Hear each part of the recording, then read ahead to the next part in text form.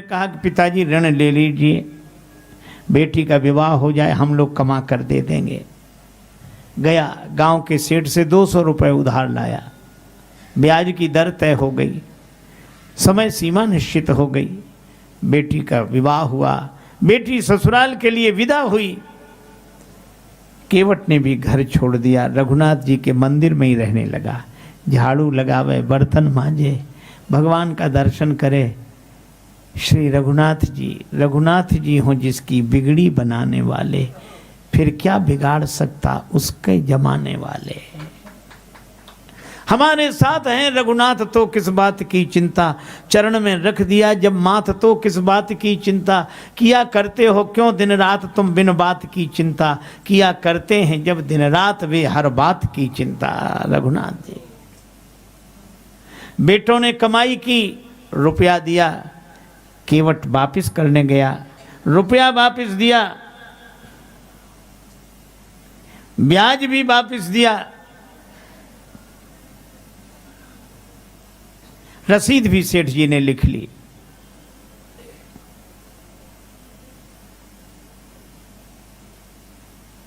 केवट से कहा ये तुम्हारी, पढ़ो इसमें क्या लिखा है। केवट ने देखा, बोला रघुनाथ जी जाने में तो कुछ नहीं जानता। सेठ के मन में पाप आया कि इससे दोबारा रुपया लिया जा सकता है, रसीद अपने पास रख ली, एक कागज पर ऐसी लिख के दे दिया कुछ। केवट उसी को रसीद समझ के लाया, रघुनाथ जी के चरणों में रख दिया, जहां रहता था उस अलमारी में रख दिया रसीद उठा के।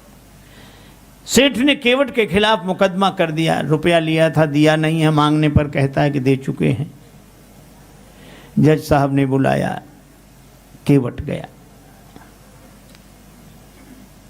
जज साहब ने कहा रुपया लिया था? हाँ हुजूर। लौटा दिया? हाँ। तुम्हारे पास कोई सबूत? ये इससे तो कोई सिद्ध नहीं होता कि तुमने रुपया लौटा दिया। हुजूर माई बाप मैं तो इसी को सब कुछ समझे बैठा था। रोने लगा। जज साहब ने कहा जा रो मत, तुमने जब रुपया वापस दिया तो तुम्हारे और सेठ जी के बीच में कोई और था? तो बोला सिवा रघुनाथ जी के और कोई नहीं था। जज साहब ने वही नाम नोट कर लिया। अच्छा जाओ। केवट को विदा कर दिया और अपने खर्चे से रघुनाथ जी के नाम सम्मन जारी कर दिया। अब वो चपरासी घूमे पूरे गांव में। संयोग की बात उस गांव में रघुनाथ जी नाम का कोई आदमी नहीं था, और जज साहब ने समझा कि रघुनाथ जी इनके गांव के रहने वाले कोई सज्जन होंगे। किसी ने कहा कि रघुनाथ जी का मंदिर जरूर है का? चपरासी बोला वही बताओ, हम तो परेशान हैं। बाहर पुजारी जी बैठे नाम जप कर रहे थे। चपरासी ने कहा रघुनाथ जी का मंदिर यही है? हाँ ये लो। सम्मन देखा। पुजारी जी ने सोचा जब भगवान ने मंगा ही लिया है तो हम काहे को वापस करें। हस्ताक्षर पुजारी जी ने कर दिया। चपरासी समझा यही रघुनाथ जी है। सम्मन ले जाकर रघुनाथ जी के चरणों में रख दिया। प्रभु आपके लिए पोशाक कई बार आई होगी, राग भोग कई बार आया होगा, पर सम्मन पहली बार ही आया। भक्त जो न कराए वह थोड़ा। केवट से कहा रघुनाथ जी का नाम क्यों लिखा दिया? केवट बोला कौन सा झूठ लिखा दिया, सच लिखा दिया। और केवट एक ही बात कहता है, हरि बिन संकट कौन निवारे, हरि बिन संकट कौन निवारे, हरि बिन या अनाथ की लाज आज रघुनाथ जी हाथ तुम्हारे, हरि बिन संकट कौन निवारे, हरि बिन संकट कौन निवारे, हरि बिन संकट कौन निवारे। यही कहता दीन दयालु सुने जबते तबते मन में कजु ऐसी बसी है, टेरू कहाँ और जाऊं कहाँ बस तेरे ही नाम की फेंट कसी है, तेरो ही आसरो एक मलूक नहीं प्रभु सो कोई और जसी है, एहो मुरारी पुकारी कहो अब मेरी हंसी नहीं तेरी हंसी है। पुजारी जी भी कहते कृपा की न होती जो आदत तुम्हारी। हे भगवान जरूर जाना। एक दिन पहले पुजारी जी ने केवट से कहा, केवट तुम आज ही जाओ ताकि तारीख पर समय से पहुंच जाओ। अब रघुनाथ जी के मन की रघुनाथ जी जाने। केवट तो प्रणाम करके चला गया। दूसरे दिन पुजारी बड़ी जल्दी जागे, भगवान को स्नान कराया, पोशाक पहनाई। आज प्रभु पहली बार अदालत में जाएंगे, बाहर जाएंगे। रोकर बोले, प्रभु जरूर जाइएगा, जो पोशाक जचे वह पहन जाना, पर जाना। उधर जज साहब के सामने केवट पहुंचा। जज साहब ने कहा, केवट तुम्हारा गवाह कहाँ है? केवट बोला, हुजूर वे तो सब जगह रहते हैं, यहीं कहीं होंगे। चपरासी को आदेश हुआ, चपरासी ने नारे लगाए, रघुनाथ हाजिर है, रघुनाथ हाजिर है, हाजिर है। ऐसे 3 नारे जो लगाए हैं तो चाल लटपटी एक वृद्ध की झुकी सी देह है, दुपटी फटी सी शीस बांधे धर धाये हैं। इशारा कर रहे हैं, आ रहा हूं, आ रहा हूं। हाथ माए छड़ी पड़ी तुलसी की हिये माल, माथे पे रोरी चारु चंदन चढ़ाए हैं। साहब के सामने विनीत चपरासी साथ, आज रघुनाथ जी गवाह बने आए हैं। केवट ने प्रणाम किया। जज साहब ने कहा कि रघुनाथ जी आप थे जब केवट ने रुपया दिया? हाँ हुजूर। कैसे सिद्ध हो? रसीद सेठ जी ने लिख ली थी। मन में पाप आ गया, वापिस नहीं दी, इनके एक रजिस्टर में रखी है और इनकी बैठक में वो रजिस्टर है। सिपाही को भेजो, रजिस्टर मंगाओ, अभी फैसला हो जाए। सर्वांतर्यामी भगवान से क्या छिप सकता। सिपाही भेजा गया, रजिस्टर आया, रसीद मिल गई। केवट भाई जितबरी हुआ, सेठ जी दंडित हुए। गवाह महाराज चले गए थे, काम तो हो ही गया था। जज साहब ने कहा, केवट ये रघुनाथ जी कहाँ रहते हैं?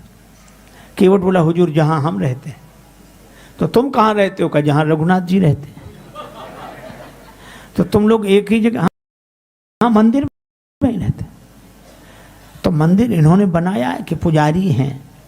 देखने से तो नहीं लग रहा था कि इन्होंने कोई मंदिर बनाया होगा। केवट बोला, हुजूर पढ़े लिखे लोगों को समझाना मुश्किल, ये वही हैं जो मंदिर में बैठे हैं। चपरासी से बुला के पूछा। चपरासी थर थर कांप रहा था, हुजूर जिस आदमी ने दस्तखत किए थे वो नहीं था ये। जब पूरा रहस्य खुला तो जज साहब रोने लगे। रोते रोते अपने बंगले पर गए, यही कहा, शिव सारद नारद शेष गणेश के नहीं ध्यान में आते रहे, सोई आज विनीत अदालत में केवटा के गवाह कहाते रहे। वो केवट की गवाही देते रहे। किसी ने कहा तो आपको हर्षित होना चाहिए, भगवान का दर्शन हुआ और चले गए तो इसका दुख क्या? का सुख धो क्यों दर्श दिए को भयो, दुख नाहिन जो तज जाते रहे। फिर दुख एक बात का है, क्या?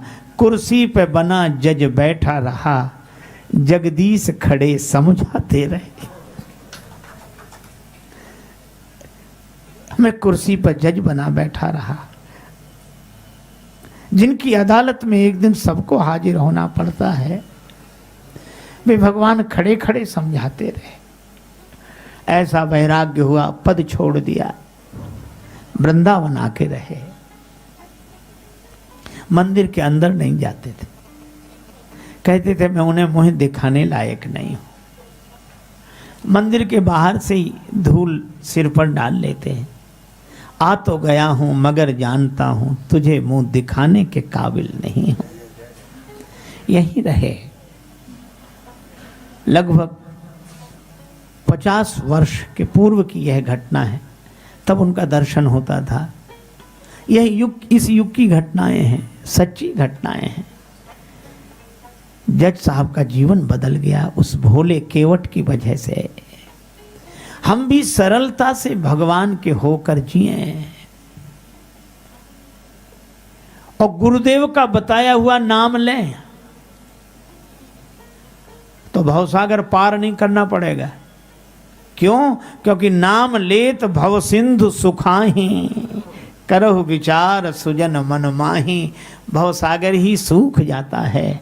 ये गुरुदेव प्रदत्त नाम की महिमा है।